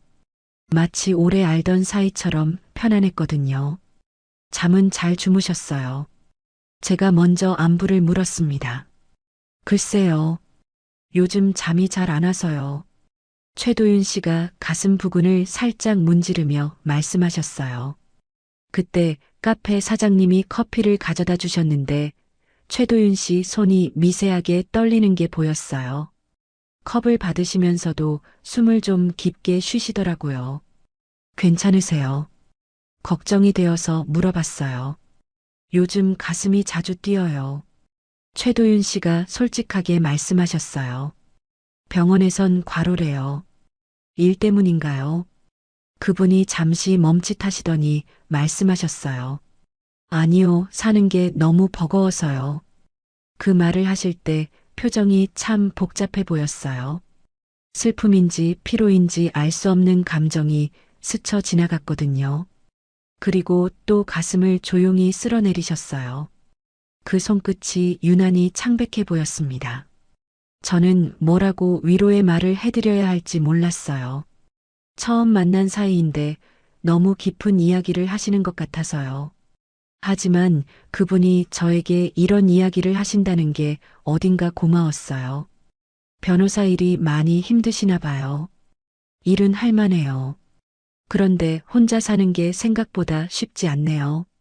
아내를 몇 년 전에 먼저 보냈거든요. 아, 그러셨구나 하는 생각이 들었어요. 저와 비슷한 상황이셨던 거네요. 갑자기 마음이 더 가까워진 느낌이었습니다. 저도 남편을 8년 전에 떠나보냈어요. 그러셨구나요. 그럼 저보다 훨씬 오래 혼자 사셨네요. 우리는 잠시 조용히 커피를 마셨어요. 서로의 아픔을 이해하는 침묵이었다고 할까요? 말하지 않아도 통하는 게 있었어요. 창밖으로 바다가 보였는데 파도가 조용히 밀려왔다 물러가더라고요. 그 모습을 보니 마음이 차분해졌습니다. 오늘 날씨가 좋네요. 해가 질 때까지 바닷가에 있어 보려고요. 제가 말했어요. 저도 그럴 생각이에요. 혹시 함께 걸어보실래요? 그렇게 우리는 카페를 나와서 바닷가를 걸었어요. 멍비치는 오후가 되니까 더 아름다웠어요. 바람이 시원하게 불어서 기분이 좋았거든요. 최도윤 씨는 걸음이 좀 느리셨어요. 중간중간 멈춰서 숨을 고르시는 모습도 보였고요. 제가 보기엔 컨디션이 좋지 않아 보였는데 그래도 계속 걸으려고 하시더라고요. 좀 쉬시죠. 제가 제안했어요. 괜찮아요. 이렇게 걷는 게 좋아요. 우리는 모래사장에 있는 나무 벤치에 앉았어요. 해가 서서히 기울기 시작했는데 하늘이 정말 예뻤어요. 주황색과 분홍색이 섞인 노을이 바다 위로 비치고 있었거든요. 참 아름답네요. 최도윤 씨가 중얼거리듯 말씀하셨어요. 네, 정말 그래요. 그때 최도윤 씨가 갑자기 말씀하셨어요. 어제 처음 뵙고 오늘 또 만나니까 신기해요. 혼자 사는 게 이렇게 외로운 줄 몰랐는데 그 말에 제 마음도 뭉클해졌어요. 저도 똑같은 기분이었거든요. 오랫동안 혼자 살다 보니까 사람과 이야기하는 게 이렇게 좋은 줄 잊고 있었어요. 저도 그래요. 카페에서 손님들과 이야기하긴 하지만 이렇게 진솔한 대화는 오랜만이에요. 노을이 점점 짙어졌어요. 바다가 온통 금빛으로 물들었거든요. 최도윤 씨의 옆모습도 노을빛에 물들어서 더욱 부드러워 보였어요. 그런데 그분이 또 가슴을 쓸어내리시더라고요. 이번엔 조금 더 길게요. 표정도 살짝 일그러지셨고요. 정말 괜찮으세요? 제가 다시 물었어요. 네, 괜찮아요. 그냥 가끔 이래요. 하지만 괜찮아 보이지 않았어요. 숨소리도 조금 거칠어진 것 같았고요. 걱정이 되었지만 더 이상 묻기가 어려웠어요. 우리는 해가 완전히 질 때까지 그 자리에 앉아 있었어요. 가끔 대화를 나누기도 하고 가끔 조용히 바다를 바라보기도 했고요. 이상했어요. 처음 만난 사람인데도 이렇게 편안할 수 있다는 게요. 그날 밤 숙소로 돌아가면서 계속 생각났어요. 최도윤 씨의 따뜻한 눈빛과 창백한 손끝이 자꾸 떠올랐거든요. 그리고 가슴을 쓸어내리시던 모습도요. 뭔가 알 수 없는 감정에 사로잡힌 느낌이었어요. 마치 잃어버렸던 온기를 다시 찾은 것 같았습니다. 양양에서 돌아온 지 일주일이 지났어요. 서울의 일상이 다시 시작됐지만 자꾸 최도윤 씨 생각이 났어요. 멍비치에서 함께 본 노을, 그분의 따뜻한 목소리, 그리고 걱정스러웠던 기침 소리까지 모든 게 선명하게 기억났거든요. 북카페도 평소처럼 운영했어요. 단골 손님들이 와서 커피를 마시고 책을 읽어가는 모습을 보니까 마음이 차분해졌어요. 그런데 이상했어요. 평소 같았으면 이런 일상이 편안했을 텐데 왠지 뭔가 허전한 기분이 들었거든요. 그날도 평범한 하루였어요. 저녁 9시쯤 되어서 카페 문을 닫으려고 정리를 하고 있었어요. 마지막 손님도 나가시고 의자를 올리고 바닥을 쓸고 있을 때였어요. 핸드폰에서 문자 알림이 울렸어요. 처음엔 누군지 몰랐어요. 모르는 번호였거든요. 그런데 메시지를 보는 순간 가슴이 뛰었어요. 오늘 멍비치에 비가 와요. 그날이 생각나네요. 최도윤 씨였어요. 어떻게 제 번호를 아셨는지는 몰랐지만 그런 건 중요하지 않았어요. 그분이 저를 생각하고 계셨다는 게 중요했거든요. 저도 바로 답장을 보냈어요. 서울은 맑은데 양양에 비가 오나 보네요. 저도 그날이 자꾸 생각나요. 몇 분 뒤에 다시 문자가 왔어요. 혹시 서울에서 만날 기회가 있을까요? 가끔 출장을 가거든요. 그 말에 제 마음이 두근거렸어요. 다시 만날 수 있다는 생각에 기뻤거든요. 언제든 괜찮아요. 카페 주소 알려드릴게요. 그렇게 문자를 주고받으면서 하루가 끝났어요. 그날 밤은 잠이 잘 안 왔어요. 최도윤 씨를 다시 만날 수 있다는 기대감 때문이었을까요? 며칠이 지났어요. 그동안 최도윤 씨와 가끔 문자를 주고받았는데 그분의 메시지는 항상 따뜻했어요. 안부를 물어보시거나 날씨 이야기를 하시거나 가끔은 바다 생각이 난다고 하시기도 했고요. 그러던 어느 날 오후였어요. 카페에 손님이 별로 없어서 혼자 책을 정리하고 있었는데 문이 열리는 소리가 들렸어요. 고개를 들어보니 최도윤 씨가 서 계시더라고요. 어머, 정말 오셨네요. 제가 깜짝 놀라며 인사했어요. 출장차 서울에 와서요. 약속 시간 전에 들렀습니다. 최도윤 씨는 여전히 단정한 모습이셨어요. 그런데 양양에서 봤을 때보다 좀 더 피곤해 보였어요. 얼굴색도 좀 안 좋아 보였고요. 어서 앉으세요. 뭘 드릴까요? 커피 한 잔만 부탁드려요. 최도윤 씨가 창가 자리에 앉으셨어요. 제가 커피를 내려서 가져다 드렸는데 그때 최도윤 씨가 작은 종이 상자를 꺼내시더라고요. 이게 뭐예요? 그날 당신이 앉았던 자리 근처 모래예요. 최도윤 씨가 조용히 말씀하셨어요. 버릴 수가 없더군요. 깜짝 놀랐어요. 모래를 가져오신다는 게 어떤 의미일까요? 그런데 그분의 눈빛을 보니까 진심이 느껴졌어요. 정말 그날을 소중하게 생각하고 계신 것 같았거든요. 고마워요. 정말 생각지도 못한 선물이네요. 별것도 아닌데 민망하네요. 우리는 커피를 마시며 이야기를 나눴어요. 최도윤 씨는 서울 출장이 생각보다 자주 있다고 하시더라고요. 그러면서 가끔 이렇게 들러도 되는지 물어보셨어요. 당연히 괜찮아요. 언제든 오세요. 그날은 약 1시간 정도 카페에 계셨어요. 다른 손님들도 몇 분 계셨는데 최도윤 씨가 조용히 앉아서 책을 읽거나 저와 이야기하시는 모습이 자연스러웠어요. 마치 원래부터 이 카페의 단골 손님이셨던 것처럼요. 그분이 가실 때 말씀하셨어요. 다음에 또 와도 될까요?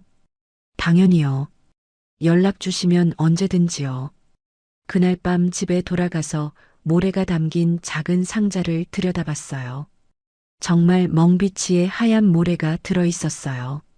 왜 이런 걸 가져오셨을까 하는 생각이 들면서도 한편으로는 감동이었어요. 그 모래를 보니까 양양에서 함께했던 시간이 떠올랐거든요. 그날 밤 늦게 최도윤 씨에게서 문자가 왔어요. 오늘 좋은 시간이었어요. 카페 분위기가 정말 좋네요. 저도 좋았어요. 다음에 또 오세요. 혹시 괜찮으시면 가끔 통화해도 될까요? 혼자 있다 보니까 누군가와 이야기하고 싶을 때가 있어요. 그 메시지를 보는 순간 가슴이 따뜻해졌어요. 저도 똑같은 마음이었거든요. 저도 그래요. 언제든 연락하세요. 그날부터 최도윤 씨와 자주 통화를 하게 됐어요. 처음엔 짧은 안부 전화였는데 점점 길어졌어요. 서로의 하루 일상을 나누고 사소한 이야기도 하고 가끔은 깊은 얘기도 했어요. 최도윤 씨는 밤 늦게 전화를 자주 하셨어요. 일이 끝나고 나면 집이 너무 조용해서 외롭다고 하시더라고요. 저도 마찬가지였어요. 카페 문을 닫고 집에 가면 혼자인 게 외로웠거든요. 통화할 때마다 최도윤 씨의 목소리에서 피로가 느껴졌어요. 가끔 기침도 하시고 숨소리도 좀 거칠 때가 있었고요. 괜찮은지 물어보면 항상 괜찮다고 하시지만 걱정이 되었어요. 요즘 일이 많이 힘드세요. 그냥 좀 바빠서요. 별일 아니에요. 하지만 목소리만 들어도 컨디션이 좋지 않다는 걸 알 수 있었어요. 그래도 저와 통화할 때만큼은 목소리가 밝아지시더라고요. 어느새 제 하루는 최도윤 씨의 목소리로 끝나는 게 당연해졌어요. 밤에 그분 전화를 기다리는 제 모습을 보면서 이게 연애하는 기분인가 하는 생각도 들었어요. 나이가 60이 넘어서 이런 감정을 느낄 수 있다는 게 신기했거든요. 커피잔 사이의 침묵도 이제는 자연스러웠어요. 말하지 않아도 서로를 이해하는 그런 편안함이 있었어요. 최도윤 씨와 함께하는 시간들이 제게는 정말 소중했습니다. 최도윤 씨와 통화를 시작한 지 2달이 지났어요. 어느새 우리는 서로에게 없어서는 안 될 존재가 되어 있었죠. 매일 밤 그분의 목소리를 듣지 못하면 잠이 오지 않을 정도였어요. 그러던 어느 날이었어요. 평소보다 일찍 전화가 왔는데 최도윤 씨의 목소리가 뭔가 다르더라고요. 평소보다 더 진중했어요. 은하 씨, 오늘 시간 되시면 카페로 갈게요. 무슨 일 있으세요? 목소리가 좀 이상해요. 아니에요. 그냥 할 말이 있어서요. 불안한 마음으로 기다리고 있는데 최도윤 씨가 카페에 오셨어요. 평소보다 더 단정하게 차려입으셨는데 표정이 참 진지했어요. 손에는 작은 꽃다발을 들고 계셨고요. 이게 뭐예요? 제가 놀라며 물었어요. 그냥요. 받아주세요. 우리는 조용한 자리에 앉았어요. 최도윤 씨가 한참 동안 말씀을 못 하시더라고요. 손을 계속 만지작거리시면서요. 뭔가 심각한 이야기인가요? 제가 먼저 물었어요. 그때 최도윤 씨가 저를 똑바로 보시면서 말씀하셨어요. 내 남은 인생, 당신 옆에서 쓰고 싶어요. 그 한마디에 제 눈에서 눈물이 났어요. 예상했던 말이었지만 실제로 들으니까 가슴이 벅찼거든요. 행복하면서도 두려웠어요. 정말 그런 마음이세요. 네, 진심이에요. 혼자 사는 게 이렇게 외로운 줄 몰랐어요. 당신을 만나고 나서야 살아있다는 느낌이 들어요. 최도윤 씨의 눈에도 눈물이 맺혀 있었어요. 그 모습을 보니까 더 마음이 아팠어요. 저도 똑같은 마음이었거든요. 하지만 현실적인 문제들이 걱정되었어요. 아이들 반응이 가장 걱정이었죠. 특히 둘째 며느리 소희가 제일 반대할 것 같았어요. 아이들은 뭐라고 할까요? 걱정하지 마세요. 제가 잘 설득해 볼게요. 예상대로 아이들은 반대했어요. 특히 소희는 현실적인 문제들을 계속 얘기했어요. 나이 차이도 그렇고 서로 모르는 사이라는 것도 그렇고요. 어머니, 너무 성급하신 것 같아요. 좀 더 신중하게 생각해 보세요. 하지만 저는 마음이 정해져 있었어요. 소희야, 엄마 인생은 이제 엄마 거야. 남은 시간 행복하게 살고 싶어? 아들도 처음엔 반대했지만 제가 진심이라는 걸 알고 나서는 지지해줬어요. 엄마가 행복하면 된다고 하더라고요. 그렇게 우리는 결혼하기로 했어요. 조용한 결혼식이었지만 저에게는 정말 소중한 시간이었어요.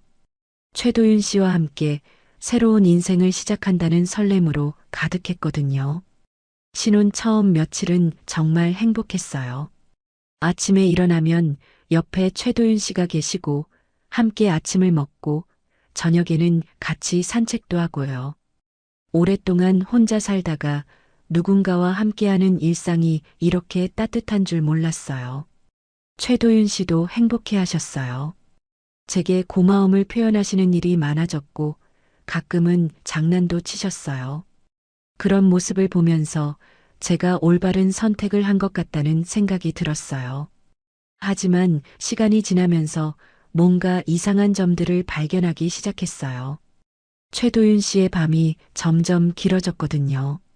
저는 일찍 자는 편인데 최도윤 씨는 새벽까지 깨어 계시는 일이 많았어요. 처음엔 일 때문인 줄 알았어요. 변호사 일이 바쁘시니까요. 하지만 자세히 보니까 그게 아니었어요. 잠을 못 주무시는 것 같았거든요. 잠이 안 와요. 제가 걱정되어서 물으니까 그렇게 대답하셨어요. 뭔가 불편한 게 있으세요? 아니에요. 그냥 나이 들어서 그런가 봐요. 그런데 며칠 더 지나니까 다른 것들도 눈에 띄기 시작했어요. 새벽에 화장실에 가려고 일어날 때가 있는데 최도윤 씨의 숨소리가 좀 거칠더라고요. 평소와 다른 얕은 숨소리였어요. 그리고 아침에 일어나시면 항상 약을 드시는 것도 봤어요. 심장약이라고 하시더라고요. 처음엔 그러려니 했는데 약 종류가 꽤 많았어요. 약을 많이 드시네요. 혈압약이랑 심장약이에요. 나이 들면 다 먹는 거 아니에요. 최도윤 씨는 웃으시면서 대답하셨지만 제가 보기엔 단순한 성인병 약 같지는 않았어요. 약통에 쓰여 있는 글씨도 복잡했고요. 가끔 가슴을 쓸어내리시는 것도 자주 봤어요. 양양에서 처음 만났을 때부터 그러셨는데 결혼 후에는 더 자주 그러시는 것 같았어요. 괜찮으세요? 제가 물어보면 항상 같은 대답이었어요. 괜찮아요. 그냥 피로해요. 최도윤 씨의 미소는 여전했어요. 저에게 항상 다정하셨고 사랑한다는 말도 자주 해주셨어요. 하지만 눈빛이 예전과 달라진 게 느껴졌어요. 뭔가 멀어지고 있는 느낌이랄까요? 밤에 함께 누워 있을 때도 그랬어요. 최도윤 씨가 잠들기 전에 한숨을 쉬시는 걸 들을 수 있었어요. 깊고 무거운 한숨이었어요. 뭔가 고민이 있으세요? 아니에요. 당신과 결혼해서 너무 행복해요. 그렇게 말씀하셨지만 제 눈엔 뭔가 숨기시는 것 같았어요. 하지만 너무 깊이 묻기가 어려웠어요. 결혼한 지 얼마 안 됐는데 부담을 드리고 싶지 않았거든요. 그래도 걱정이 되어서 가끔 병원에 가보시라고 권했어요. 정기검진이라도 받아보시라고요. 곧 갈 거예요. 걱정 마세요. 하지만 최도윤 씨는 병원에 가시지 않았어요. 바쁘다는 핑계로 계속 미루셨거든요. 시간이 지날수록 불안감이 커졌어요. 뭔가 중요한 걸 숨기고 계시는 것 같았어요. 하지만 직접 물어보기는 어려웠고 그냥 지켜볼 수밖에 없었습니다. 결혼한 지 한 달이 지났을 때였어요. 최도윤 씨가 일주일간 강릉 출장을 가게 됐다고 하시더라고요. 법원 업무가 복잡해져서 좀 오래 걸릴 것 같다고 했어요. 혼자 있기 심심하지 않으실까요? 최도윤 씨가 걱정스러운 표정으로 물어보셨어요. 괜찮아요. 카페 일도 있고 집 정리도 할 것들이 많으니까요. 사실 혼자 있는 시간이 필요했어요. 최도윤 씨와 함께 살기 시작하면서 행복했지만 가끔은 제 공간이 그리웠거든요. 그리고 최도윤 씨의 건강 상태가 계속 걱정되어서 좀 정리된 시간을 가지고 싶기도 했고요. 최도윤 씨가 떠나신 첫날은 평범했어요. 오랜만에 혼자 아침을 먹고 카페에 가서 일을 했어요. 그런데 집에 돌아와서 보니까 뭔가 허전했어요. 이미 최도윤 씨와 함께하는 일상에 익숙해져 있었나 봐요. 둘째 날부터는 집 정리를 시작했어요. 최도윤 씨가 가져오신 짐들이 아직 정리가 안 된 게 많았거든요. 특히 서재 쪽은 책들이 아직 박스에 들어있는 상태였어요. 출장 가서 돌아오시면 깜짝 놀라게 해드려야지. 그런 마음으로 서재 정리를 시작했어요. 책들을 하나하나 꺼내서 책장에 정리했어요. 법률 서적들이 대부분이었는데 가끔 문학책도 있었어요. 최도윤 씨의 취향을 알 수 있어서 재미있었죠. 책장 위쪽 선반까지 정리하려고 의자를 가져와서 올라섰어요. 그런데 책을 정리하다가 뒤쪽에서 뭔가 떨어지는 소리가 났어요. 의자에서 내려와서 확인해 보니까 하얀 봉투 하나가 바닥에 떨어져 있더라고요. 봉투가 좀 두툼했어요. 뭔가 서류가 들어있는 것 같았어요. 처음엔 그냥 다시 책장에 넣어둘까 했어요. 남편의 사적인 서류일 수도 있잖아요. 하지만 봉투에서 종이 몇 장이 삐져나와 있었는데 병원이라는 글자가 보이더라고요. 순간 걱정이 됐어요. 혹시 최도윤 씨가 아픈 곳이 있는데 저한테 말씀 안 하신 건 아닐까 하는 생각이 들었거든요. 그래서 확인해 봐야겠다고 생각했어요. 봉투를 열어봤는데 병원 서류들이 여러 장 들어 있었어요. 첫 번째 종이를 보는 순간 가슴이 철렁했어요. 진단서였거든요. 진단명을 보니까 협심증, 부정맥 중증이라고 적혀 있었어요. 날짜는 작년이었고요. 그러니까 저와 만나기 전부터 아프셨던 거예요. 두 번째 종이를 봤는데 또 다른 병원 진단서였어요.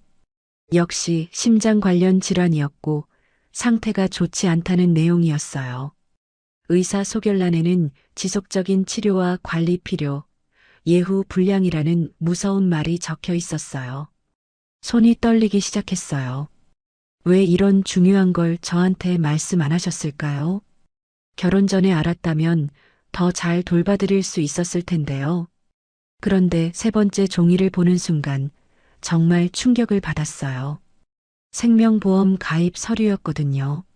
날짜를 보니까 결혼식 일주일 전이었어요. 보험 수익자란을 봤는데 제 이름이 적혀 있었어요. 정은아. 제 이름이 또박또박 적혀 있었어요. 이게 뭐야? 소리가 저절로 나왔어요. 숨이 막히는 느낌이었어요. 손끝이 덜덜 떨렸어요.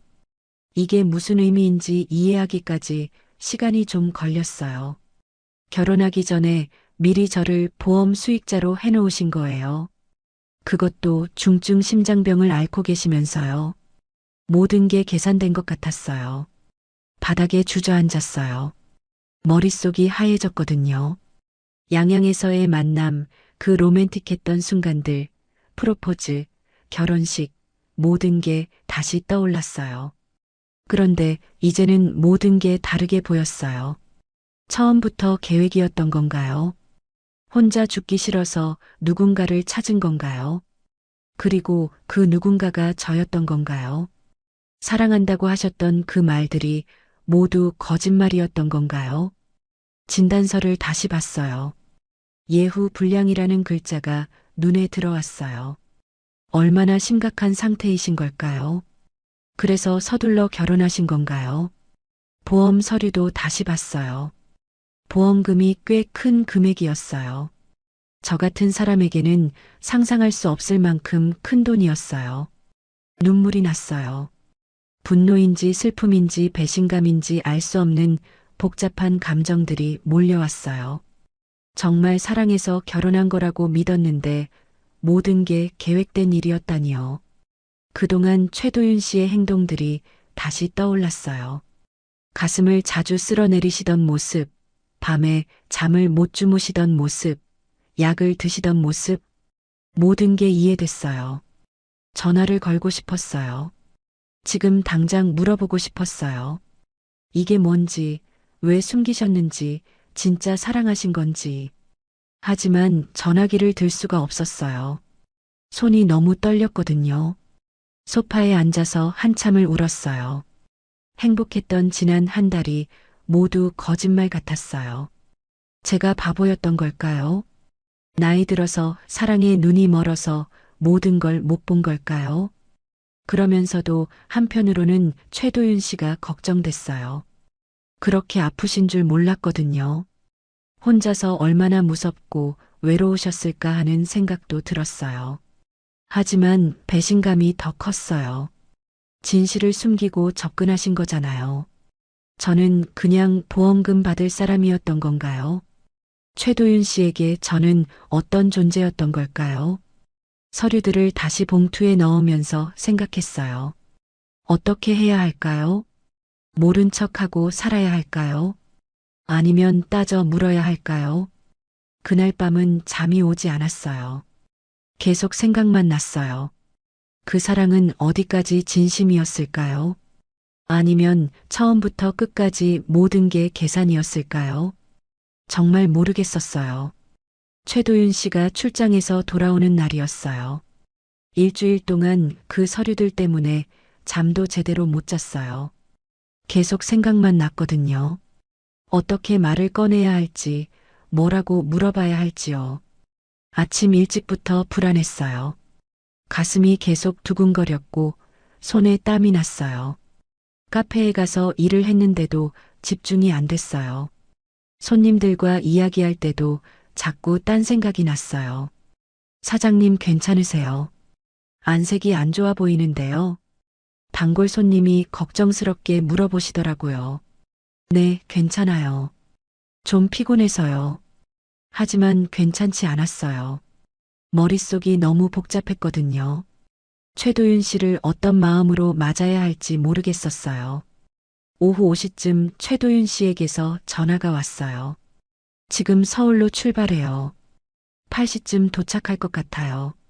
네, 알겠어요. 목소리를 최대한 평상시처럼 하려고 했는데 떨리는 게 숨겨지지 않았어요. 최도윤 씨도 느끼셨는지 괜찮으세요? 라고 물어보시더라고요. 네, 괜찮아요. 일찍 들어와 계세요. 카페를 일찍 닫고 집으로 돌아왔어요. 그 봉투를 거실 테이블 위에 올려놓고 기다렸어요. 시간이 너무 천천히 가는 것 같았어요. 시계를 자꾸 보게 되었고 가슴이 계속 뛰었어요. 8시 조금 넘어서 현관문 여는 소리가 들렸어요. 최도윤 씨가 돌아오셨구나 싶어서 일어섰는데 다리에 힘이 없었어요. 다녀왔어요. 최도윤 씨가 밝은 목소리로 인사하셨어요. 네, 수고하셨어요. 최도윤 씨는 평소와 똑같으셨어요. 여행 가방을 정리하시고 제게 강릉에서 사온 선물도 주셨어요. 작은 바다 조개로 만든 목걸이였어요. 이거 예쁘죠? 당신 생각나서 샀어요. 그 모습을 보니까 더 마음이 복잡해졌어요. 이렇게 다정하신 분이 정말 저를 속이신 걸까 하는 생각이 들었거든요. 저녁을 같이 먹으면서도 계속 고민했어요. 언제 말을 꺼내야 할지, 어떻게 시작해야 할지요. 최도윤 씨는 출장 이야기를 하시면서 즐거워하셨는데 저는 대답하기가 어려웠어요. 왜 그렇게 조용해요? 혹시 어디 아픈 데 있어요? 최도윤 씨가 제 이마에 손을 올리시며 물어보셨어요. 아니에요. 그냥 좀 피곤해서요. 식사를 마치고 거실로 나왔을 때였어요. 테이블 위에 있는 봉투가 보이시더라고요. 최도윤 씨의 표정이 순간 굳어졌어요. 그게 뭐예요? 최도윤 씨가 조심스럽게 물어보셨어요. 저는 더 이상 미룰 수 없다고 생각했어요. 서재 정리하다가 떨어진 거예요. 최도윤 씨가 봉투를 집어서 확인하셨어요. 그리고는 한참 동안 아무 말씀을 못 하셨어요. 얼굴이 하얘지셨어요. 이게 뭐예요? 제가 먼저 물었어요. 왜 제 이름이 보험 수익자로 되어 있어요? 최도윤 씨는 여전히 말씀을 못 하셨어요. 그냥 소파에 앉아서 봉투를 들여다보고만 계셨어요. 대답해 주세요. 이게 뭔지 모르겠어요. 그제서야 최도윤 씨가 고개를 드셨어요. 눈이 빨갛게 되어 있었어요. 당신이 알면 나 옆에 못 있을까봐 그랬어요. 처음부터 계획이었죠. 아니에요. 정말 아니에요. 최도윤 씨의 목소리가 떨렸어요. 하지만 저는 믿을 수가 없었어요. 그럼 이 보험은 뭐예요? 결혼하기 일주일 전에 가입하셨잖아요. 그건 최도윤 씨가 말을 잇지 못하셨어요. 진단서도 봤어요. 협심증에 부정맥 중증이라고 되어 있더라고요. 언제부터